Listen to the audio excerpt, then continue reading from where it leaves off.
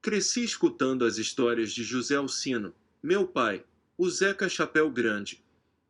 Algumas vinham de sua própria energia e disposição para contá-las aos filhos, de sangue ou de santo. Mas grande parte vinha da memória de minha mãe, que já ouvia histórias sobre meu pai antes mesmo de se conhecerem e de receber proposta para viver com ele. Foi dela que ouvi as mais emocionantes, e também as que custávamos a acreditar que tinham acontecido.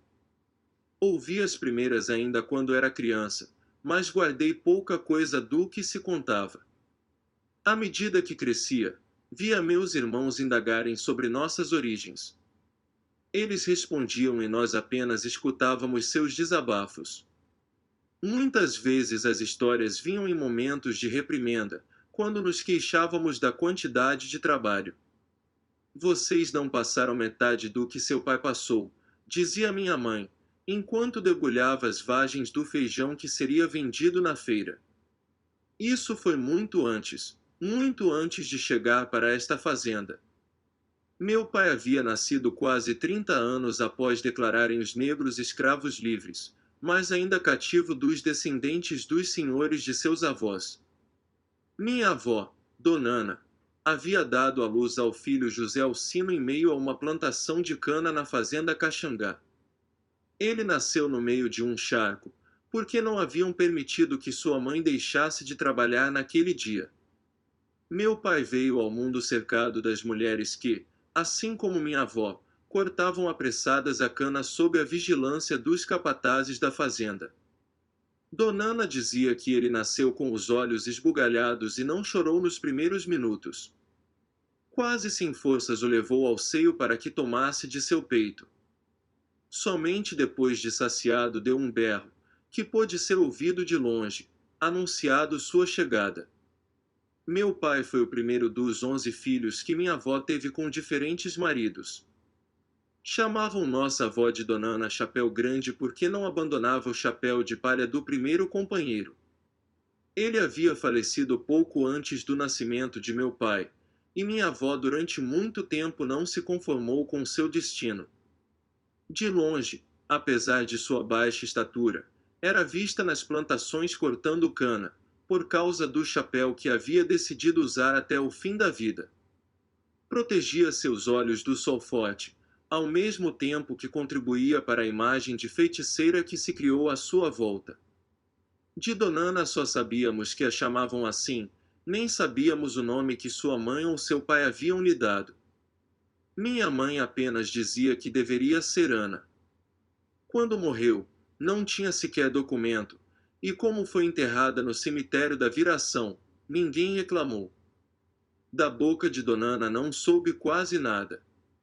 Só da insistente lembrança de Carmelita e de um medo de onça que ninguém entendia muito bem.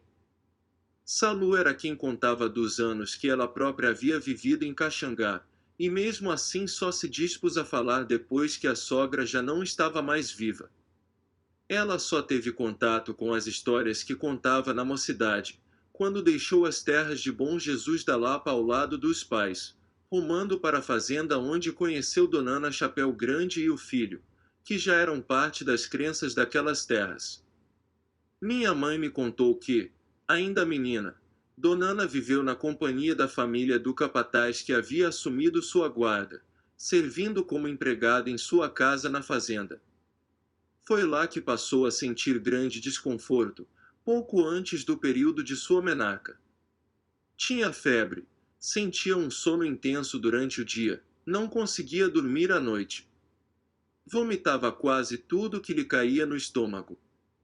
Ouvia a dona da casa dizer que ela estava com encosto, que não iria durar muito tempo. Dias antes de o sangue lhe escorrer pelas pernas, Dona Ana passou a ver objetos balançarem de forma violenta, o mato seco queimar por onde caminhava, e até mesmo as roupas que secavam no varal desaparecer como palha seca. A família, com medo, levou a menina para um curador conhecido de Caxangá e a deixaram hospedada em sua casa. Lá, Dona Ana viu portas e janelas baterem onde nem corrente de ar havia, viu a esteira de palha que foi destinada para o seu sono queimar. Até que o curador desistiu do tratamento.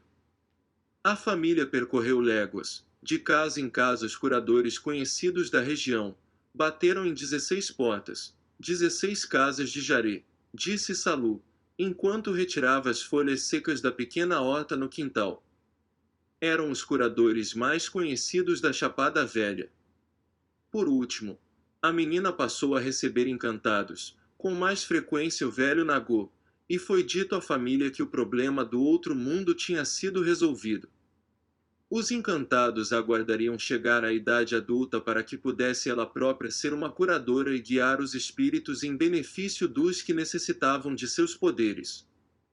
Foi nessa última casa, ao lado do curador João do Lagedo, que Donana aprendeu a manejar ervas e raízes para fazer xaropes e remédios para os mais distintos males que acometiam gente de toda origem, de coronéis a trabalhadores, de moças ricas que viviam na cidade às mulheres da roça que trabalhavam ao lado de seus maridos. Quando o destino levou José Alcino, o marido, ao seu encontro, Donana não teve dúvidas de que se abrigaria embaixo do chapéu que o protegeu do sol durante a longa travessia que havia feito. José migrou das cercanias do Recôncavo para a Chapada, atraído pela promessa de riqueza, vinda das notícias de exploração de diamante. Tão logo chegou à região, viu que a sanha pela pedra havia transformado a terra num horizonte de lutas e de bandos armados guiados por coronéis que enriqueciam às custas do sangue e da loucura dos que se entregavam à sorte do garimpo. O homem, então, deitou sua sacola com seus poucos objetos e 2 mudas de roupa no chão onde Donana vivia. Decidiu fazer o que havia aprendido com seus pais, o que o havia sustentado até o momento da partida e durante o caminho em que seguiu para chegar à Chapada. José Alcino pediu uma enxada e mostrou que sabia trabalhar a terra.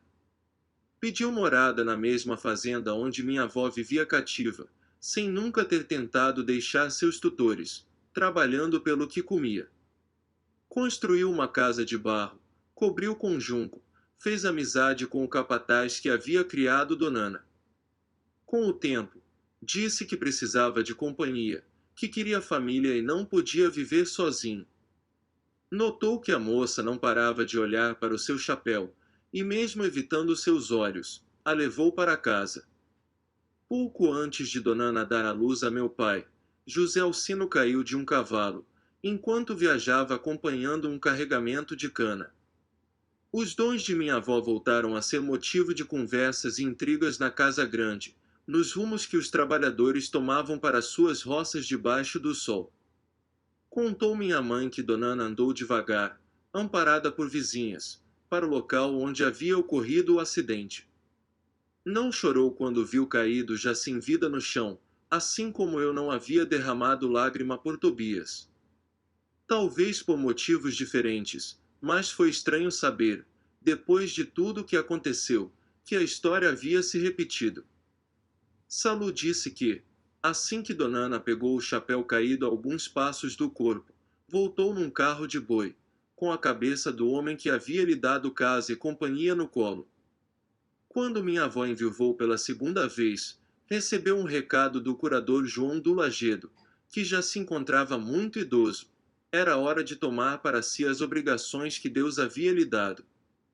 Deveria cuidar dos encantados que lhe acompanhavam. Deveria servir em sua casa para curar os males do corpo e do espírito dos que fossem encontrá-la.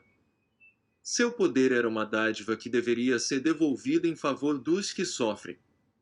Do contrário, seria perseguida pela má sorte pelo resto da vida, e ela já tinha provas suficientes sobre esta sentença. Donana não deu ouvido. Faria o que estivesse ao seu alcance. Era raizeira e parteira, e já fazia muito pelo povo que lhe procurava. Mas não podia colocar Jaré em sua casa. Não podia organizar festas, hospedar enfermos. Não havia nascido para a vida de privações e obrigações sem tempo para acabar. Não adianta rogar.